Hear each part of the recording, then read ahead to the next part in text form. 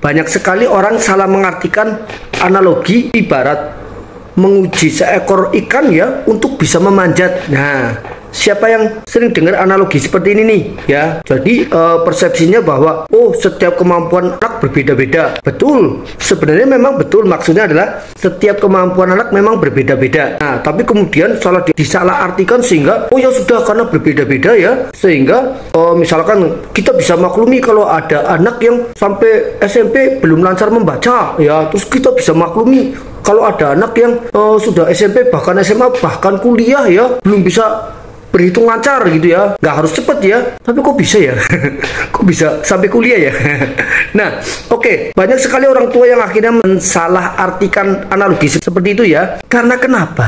Ya, karena sebenarnya begini ya. Analogi itu tidak tepat kalau kita mau representasikan sebagai apa? Kemampuan anak berbeda-beda sehingga kita bisa memaklumi ya, anak-anak kita tidak bisa atau tidak lancar berhitung misalkan ya, walaupun sudah sampai level SMP atau bahkan SMA ya kan. Nah, kenapa?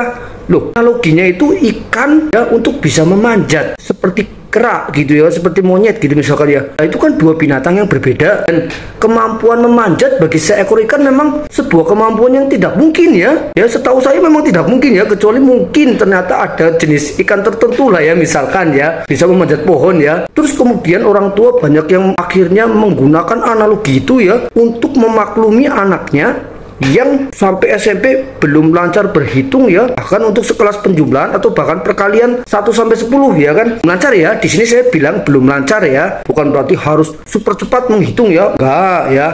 Kenapa? Karena sebenarnya kemampuan berhitung, membaca itu semua kan dikatakan sebagai kemampuan dasar ya, kayak matematika dasar ya. Kenapa disebut dasar? Ya karena memang itu sebagai landasan dasar yang secara normal ya, kalau pengajarannya benar, metode pembelajarannya benar ya, terus anaknya bersemangat untuk belajar, pasti bisa. Untuk orang normal pasti bisa ya. Jadi jangan dianalogikan, kalau misalkan saya belum lancar membaca tidak apa-apa, walaupun sudah SMP belum lancar menghitung, perkalian belum hafal, kalian belum lancar sama sekali gitu ya kan.